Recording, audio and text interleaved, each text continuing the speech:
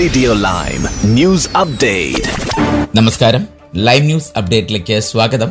വാർത്തകളുമായി Arun. Scottish parliament തിരഞ്ഞെടുപ്പ് അവസാനിച്ചു. ആരാണ് വിജയിച്ചതെന്ന് കണ്ടെത്തുന്നതിനും ബാലറ്റുകൾ എണ്ണിത്തിട്ടപ്പെടുത്തുന്നതിനും മാത്രമാണ് ഇനി ശേഷിക്കുന്ന ദിവസങ്ങൾ.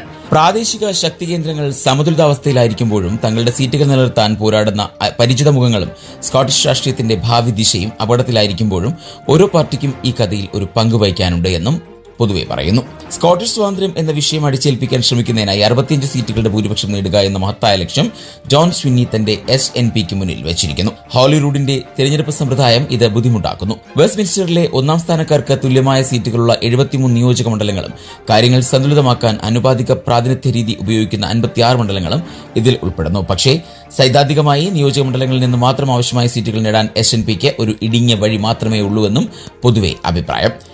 ലേബർ പാർട്ടിയിൽ നിന്നും കൺസർവേറ്റീവുകളിൽ നിന്നും പിന്തുണ നേടുന്നതിനൊപ്പം ലേബറിനോ ലിബർട്ടി ഡെമോക്രാറ്റുകൾക്കോ പിൻവാതിലൂടെ സീറ്റുകൾ നഷ്ടപ്പെടുന്നത് ഒഴിവാക്കുന്നതും ഇതിൽ ഉൾപ്പെടുന്നു. ആ എതിരാളി കക്ഷികൾക്കിടയിൽ വോട്ട് വിഭജിക്കപ്പെട്ടിട്ടുണ്ടോ അതോ SNPയുടെ ആരോപണം തടയുക എന്ന പൊതുവായ ലക്ഷ്യത്തോടെ വോട്ടർമാർക്കിടയിൽ സീറ്റ് അടിസ്ഥാനത്തിൽ കൂടുതൽ തന്ത്രപരമായ വോട്ടെടുപ്പ് നടക്കുന്നുണ്ടോ എന്നതാണ് മറ്റൊരു നിർണായക ചോദ്യമായി ഉയർത്തിക്കാട്ടുന്നത്.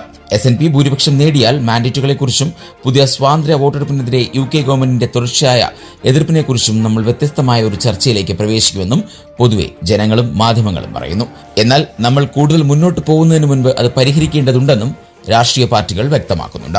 ഇതോടെ ഇന്നത്തെ വാർത്താ ബുള്ളറ്റിൻ പൂർണ്ണമാകുന്നു. അടുത്ത ബുള്ളറ്റിനുമായി വരും മണിക്കൂറുകളിൽ കേട്ടുമുണ്ടാം. നന്ദി, നമസ്കാരം.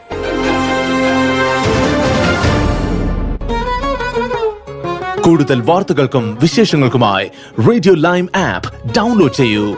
പ്ലേ സ്റ്റോറിൽ നിന്നും ആപ്പ് സ്റ്റോറിൽ നിന്നും.